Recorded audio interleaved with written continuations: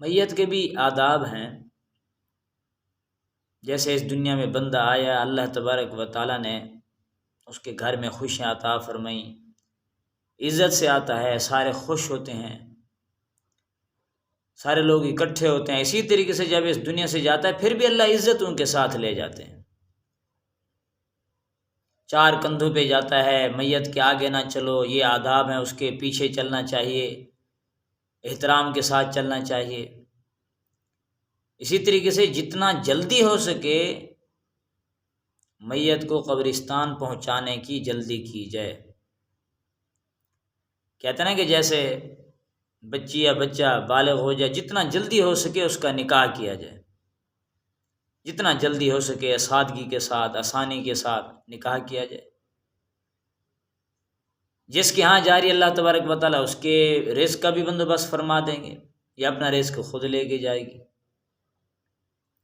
اسی طریقے سے نماز کا وقت ہو جائے اس کے اندر بھی تاخیر نہ کی جائے، جتنا جلدی ہو سکے نماز کے وقت کے اندر نماز کو پڑھا جائے، سستی نہ ہو اس میں. اسی طریقے سے جب بندہ اس دنیا سے جاتا ہے تو اس میت کو جتنا جلدی ہو سکے بہر والوں کا انتظار نہ کیا جائے تو زیادہ ہی بہتر ہے. فرض میں جو فرض عین ہے اس میں اتنی کوشش نہیں ہوتی جتنی فرض کفایہ میں ہوتی ہے. بہر سے لوگ آ رہے ہیں، پھر وہ اس میت کو بیچاری کو رکھا جاتا ہے برف کے اندر اور تکلیفوں کے اندر ایذا دیتے ہیں، پریشان کرتے ہیں. جتنا جلدی ہو سکے اچھا انجام ہے یا جیسا ہے، بس وہ میت کہتے ہیں مجھے جلدی وہاں پہنچایا جائے. تو بہرحال اس کے میت کے آداب میں سے ہے کہ اس کو جتنا جلدی ہو سکے غسل دیا جائے، کفن دیا جائے، اور اسی طریقے سے جو ہے وہ اس کا جنازہ پڑھایا جائے. جنازے کے بعد اسے قبرستان میں دفن کیا جائے. جنازہ پڑھا کے، جنازہ وہی دعا تو ہے، اس پہ لڑائیاں ہو جاتی ہیں، جھگڑے ہو جاتے ہیں، بھی اس کے بعد دعا مانگو. بھی حضور صلی اللہ علیہ وسلم نے تو نہیں مانگی. جو چیز ہمارے نبی نے نہیں کی پھر ہم کیوں کریں گے؟ ہم کوئی زیادہ ان سے، اللہ معاف فرمائے، دانا آ گئے، دین کو سمجھنے والے ہم زیادہ ہو گئے.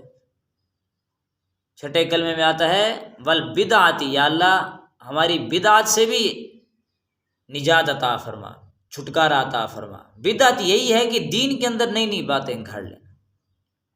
جو چیز ہمارے نبی نے نہیں کی ہمیں بھی چاہیے کہ ہم اس سے پرہیز کریں. دنیا کی الگ باتیں جس کو دین سمجھا جائے، پھر اب ضروری سمجھا جانے لگا، بدعت ہو گئی. تو اس لیے جتنا جلدی ہو سکے بغیر دعا مانگے، دعا وہی میت کی ہو گئی نا. پھر اس کے اندر کہتے ہیں جی اب دعا مانگنے کے گناہ تھوڑی ہے، بھی جو حضور کے طریقے کے خلاف ہوگا وہ ثواب تھوڑی ہے.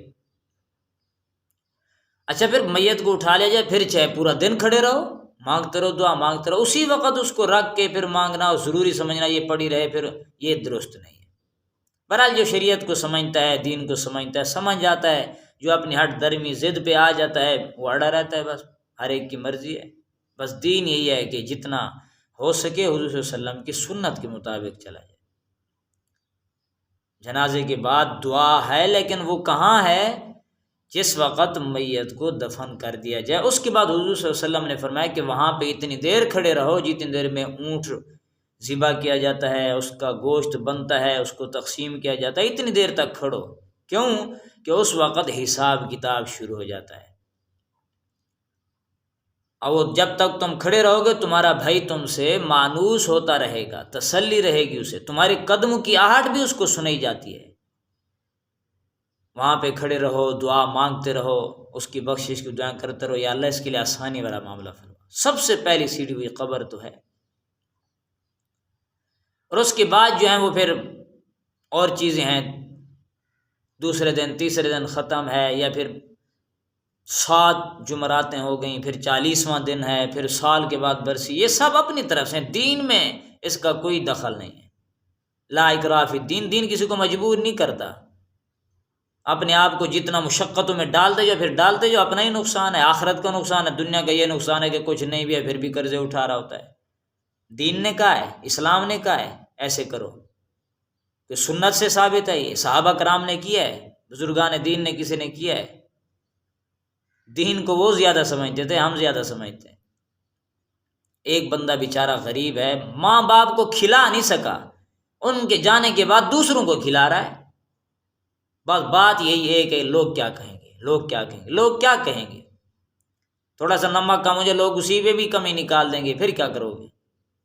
اولاد راضی نہیں ہوتی، لوگوں کو راضی کرتے، پھر اللہ کو راضی کرے انسان، بس اللہ راضی ہو جائے، اس کا رسول راضی ہو جائے، یہ کوئی چیزیں دین کے اندر نہیں۔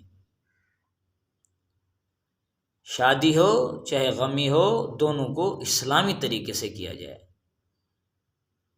پھر انسان خوشحال رہے گا، خوشگوار زندگی گزارے گا۔ نہیں تو انسان بھی پریشان ہے، اور دنیا کا نقصان، آخرت کا نقصان، دین کی تباہی، دنیا کی تباہی۔ اس لیے چاہیے کہ ہم اسلامی چیزوں کو سامنے رکھیں اور انہی کے مطابق ہی جو ہے میت کو دفنایا جائے، اور اس کے بعد جو ہے پھر سامنے کوئی چیز رکھی جائے گی، ختم پڑا جائے گا تو ثواب پہنچتا، نہیں تو نہیں پہنچتا۔ یہ تو صرف کھانے پینے کے بہانے ہوئے۔ جتنا ہو سکے بس پڑھ پڑھ کے اس تک پہنچایا جائے، آسان طریقہ ہے۔ یا اللہ میں نے یہ نفل پڑھی، یا اللہ میں نے یہ تسبیح پڑھی، یا اللہ میں نے یہ سورۃ اخلاص پڑھی، اس کو وہاں تک پہنچا دے، ان کے اس کے صدقے سے درجات بلند فرما، ان کی بخشش فرما، ان کو خوشیاں نصیب فرما، آسانی والا معاملہ فرما، درگزر والا معاملہ فرما، بس دعا ہی کر دے۔ اور ان کے لیے بہت بڑا ذخیرہ ہے، یہ قیمتی چیزیں ہیں، یہ اولاد ہے، یہ صدقہ جاریہ ہے۔ ربنا اغفر لی ولوالدی، اللہ میری بخشش فرما، میرے والدین کی بخشش فرما، یہ نماز کے اندر دعا ہے۔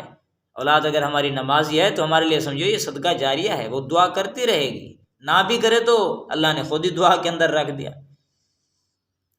تو بہرحال جتنا آسانی کے ساتھ ہو سکے اتنی آسانیاں کیا جائیں۔ اسلام میں آسانی ہے، کوئی جبر نہیں ہے، کوئی مجبوری نہیں ہے، کوئی پریشانی نہیں ہے، کوئی زیادہ اپنے آپ کو انسان مصیبت میں نہ ڈالے، تاکہ دنیا کا نقصان بھی نہ ہو، دین کا بھی نہ ہو، آخرت کا بھی نہ ہو۔ اللہ سے ہم عمل کی توفیق نصیب فرمائے۔ وآخر دعوانا الحمدللہ۔